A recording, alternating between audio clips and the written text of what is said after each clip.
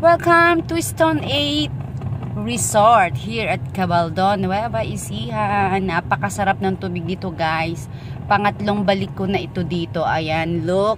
Ang entrance po ay 50 pesos only. Napakamura, guys. So, 50 pesos. Tapos, ang tubig po galing sa bukal. Alam nyo, natural na natural. Kaya, naku, Diyos ko, napakalamig ng tubig dito. At ang daming puno, guys. So, may mga takot umitim talaga. Pero mahilig mag-swimming.